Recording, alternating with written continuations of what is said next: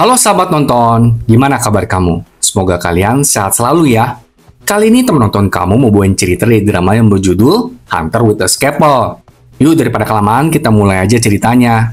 Drama dimulai di sebuah klub malam, di mana seorang pria yang tampaknya berada di bawah pengaruh obat-obatan ditikam oleh seseorang. Adegan tersebut seolah-olah So Se-hyun yang menikamnya. Tapi ternyata Se-hyun adalah seorang ahli patologi forensik yang hanya menyelidiki kasus-kasus pembunuhan.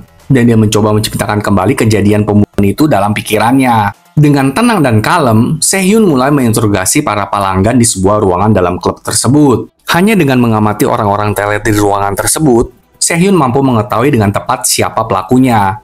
Keesokan harinya, kita melihat Jung Jun-hyun dan seniornya bernama John Chang-jin sedang melakukan pengintaian untuk kasus penguntitan. Di tengah-tengah pengintaian, Chang-jin malahan keluar untuk makan di tos serba terdekat. Ketika itu, Chang-jin menangkap seorang remaja pria karena telah mencuri di tos serba tersebut. Chang-jin membawa remaja pria itu ke dalam mobil. Tentu saja hal ini membuat Jung-hyun bingung. Dia tidak suka dengan perbuatan Chang-jin yang seperti itu. Karena kan mereka tuh lagi mengintai. Kenapa malahan Chang-jin melakukan hal seperti ini? Dan bukannya fokus mengintai aja. Tapi Chang-jin masa bodoh dengan perkataan Jung-hyun. Dia bersikeras kalau remaja itu harus dibawa ke kantor polisi dan orang tuanya harus dipanggil. Pada saat yang sama, Jung-hyun melihat seorang pria mencurigakan. Ternyata itu adalah si penguntit. Jung-hyun tanpa ragu langsung mengejar pria tersebut. Tapi dalam pengejarannya, Jung-hyun tertabrak mobil dan mengalami cedera ringan. Hal ini mengakibatkan Jung-hyun gagal menangkap penguntit tersebut. Sementara itu di sebuah tempat laundry, pemilik laundry yang bernama Yoon Jong-kyun sedang menyaksikan wawancara Se-hyun di berita televisi dengan penuh perhatian. Kita masih belum tahu siapakah Yoon Jong-kyun ini ya, sahabat nonton. Malam itu, Jung-hyun mengantar remaja yang mencuri di tos serba tadi pulang ke rumahnya. Jung-hyun memberikannya sebuah coklat dan kartu namanya. Jung-hyun juga meminta remaja itu untuk menghubungi Jung-hyun kapanpun dia membutuhkan bantuan Jung-hyun. Sedangkan Se-hyun setelah wawancara, dia kembali ke kantornya. Se-hyun lalu memeriksa sebuah berkas yang diajukan untuk dianalisis. Berkas itu adalah laporan toksikologi tentang seorang atlet yang bernama Nam Sung-hyuk. Tapi berkas itu ditolak. Hal ini membuat Se-hyun merasa terganggu. Sementara itu, seseorang sedang dengan asiknya melakukan penghabisan nyawa. Sembari melakukan aksi gilanya itu, orang ini juga mendengarkan dan menonton acara berita wawancara Se-hyun. Keesokan paginya, Jung-hyun dan para atasannya datang ke sebuah TKP, di mana mereka mendapatkan laporan kalau ada tubuh di tengah ladang. Korban adalah seorang mahasiswi bernama Lee Yeon-ju. Yeon-ju adalah orang yang melaporkan insiden penguntitan yang sedang ditangani Jung-hyun. Setelah memeriksa TKP, Jung-hyun pun segera pergi ke BFN untuk meminta analisis forensik. Di sana Jung-hyun bertemu dengan Se-hyun.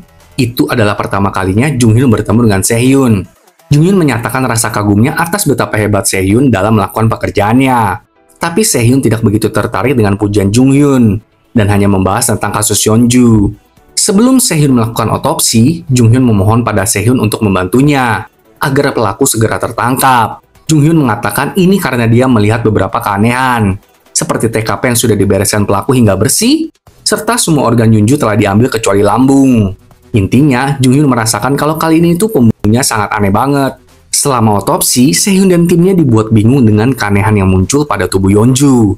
Apalagi setelah mereka menemukan ada benang di dalam tubuh Yeon-ju. Keesokan harinya di tempat laundry, Jo-kyun kedatangan 3 orang detektif termasuk Chang-jin. Mereka semua sepertinya berteman lama. Kebetulan juga korban kemarin yang bernama Yeon-ju adalah seorang pelanggan di tempat laundrynya Jo-kyun. Sementara itu, Jung-hyun dan Se-hyun pergi ke TKP Yeon-ju untuk melakukan penyelidikan. Setelah melihat TKP tersebut, Se-hyun jadi menyadari kalau pelakunya terkesan sengaja menaruh tubuh Yeon-ju di sana untuk dipamerkan. Dan tentu saja, pelaku adalah seseorang yang sangat terampil, dan Yeon-ju bukanlah korban pertamanya. Se-hyun lalu bertanya bagaimana dengan CCTV setempat. Jung-hyun mengatakan kalau di ladang itu nggak ada CCTV. Lalu satu-satunya CCTV ada cukup jauh dari TKP dan mengarah ke jalan. Mendengar itu, Se-hyun meminta Jung-hyun untuk memeriksa CCTV tersebut. Karena pelaku bisa aja membawa tubuh Yeon-ju dengan mobil besar, dan bisa aja CCTV tersebut merekamnya. Malam itu, Se-hyun dan rekannya bernama Oh Min-ho pulang bersama.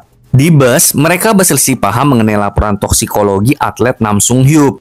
Atlet Nam Sung-hyuk ini adalah korban di klub malam di awal cerita ya, sahabat nonton. Ketika mereka sedang berselisih paham, seseorang di dalam bus yang sama memakai pakaian serba hitam diam-diam mendengarkan percakapan Se-hyun dan Oh Min-ho. Saat Oh Min-ho pulang kembali ke rumahnya, tiba-tiba pria dari bus tersebut mendatangi dan langsung menyerangnya dari belakang, hingga membuatnya kehilangan nyawa. Besoknya, seluruh kota digemparkan oleh berita pembunuhan Yeonju. Bahkan di berita itu diberitahu kalau seluruh organ Yeonju telah diambil, dan hanya lambung aja yang tersisa. Pelaku juga menjahit kembali tubuh Yeonju dengan benang jahit biasa. Karena itu, kasus ini dijuluki sebagai kasus pembunuhan si penjahit. Berita juga menginfokan kalau sebelumnya Yeonju telah melaporkan kalau ada yang menguntitnya. Tapi polisi setempat gagal untuk menangkap penguntit tersebut. Hal ini tentu saja membuat masyarakat semakin gelisah. Karena berita ini, kepala polisi Choi Jong-soo memarahi Jong-hun dan timnya. Karena berita kasus pembunuhan Yeonju telah bocor ke media. Setelah diamuk oleh Choi, rekan Jung-hyun yang bernama Jang Hyun-gum menuduh Jung-hyun yang telah membeberkan kasus ini kepada reporter. Tapi Jung-hyun mengatakan kalau bukan dia orangnya. Jang tetap tidak senang dengan Jung-hyun, dan mereka pun berdebat. Dari perdebatan mereka, kita mengetahui kalau seluruh tim Jung-hyun tuh nggak suka sama Jung-hyun. Padahal Jung-hyun adalah ketua tim mereka. Setelah itu, Jung-hyun menelepon Se-hyun untuk menanyakan hasil analisis forensik tubuh Yeonju. Awalnya Se-hyun mengatakan kalau dia tidak menemukan hasil apapun. Tapi saat Se-hyun melihat sel lambung Yeonju, raut muka Se-hyun langsung berubah. Tapi Se-hyun tidak mengatakan apapun kepada Jung-hyun dan mengklaim kalau dirinya tidak menemukan apapun juga di lambung Yeonju dan langsung menutup telepon Jung-hyun. Kemudian Se-hyun menemui Jung-kyung untuk melihat laporan analisis tubuh Yeonju. Sebelum memberikan laporan itu, Jung-kyung menyindir Se-hyun karena tidak pernah membagikan hasil temuannya. Ternyata di lambung Yeonju ditemukan jamur yang berasal dari potongan plastik. Tapi masalahnya sulit memastikan secara tepat itu plastik apa. Karena plastik kan banyak banget jenisnya dan dipakai di mana aja. Se-hyun lalu berkata, dulu sewaktu kuliah, dia dan kelompoknya pernah praktek anatomi menggunakan tubuh manusia yang udah tak bernyawa. Tapi tubuh itu nggak diawetkan dengan benar, sehingga muncul jamur. Semakin hari, jamur itu makin menyebar. Jadi setiap kali sebelum keluar dari ruang anatomi, Se-hyun menyiram disinfektan dan menggosok ruangan pakai sikat. Mendengar itu, Jung-kyung berpendapat kalau bisa saja pelakunya memiliki pengetahuan medis. Jung-kyung juga mengatakan kalau dari laporan analisis, bentuk dan ketebalan plastik di tubuh Yeonju sepertinya benar dari sikat pembersih. Malam itu, Jung-hyun melaporkan kepada Pak Choi kalau menurut tim forensik ada jamur di dalam lambung Yeonju dan jamur itu berasal dari sikat pembersih. Pak Choi sangat tidak senang dengan penyelidikan Jung-hyun yang terkesan lambat. Jung-hyun lalu mengatakan kalau dia dan timnya sedang memeriksa CCTV di pertigaan TKP. Mereka fokus mencari mobil box atau van mencurigakan yang diduga telah membawa tubuh Yeonju ke TKP. Mendengar itu, Pak Choi menanggapi penyelidikan Jung-hyun dengan positif dan mendorong semua orang untuk fokus menangkap pelakunya. Kemudian kita melihat seorang remaja putri sedang menggotong sebuah koper perjalanan yang sepi. Sebelum meletakkan koper itu, remaja putri tersebut membuka koper itu. Dan ternyata ada tubuh seseorang dong di dalam koper itu. Apakah si pemilik laundry adalah pelakunya? Kalau menurut sahabat nonton siapa? Mari saksikan kelanjutan drama ini ya sahabat nonton. Sampai jumpa.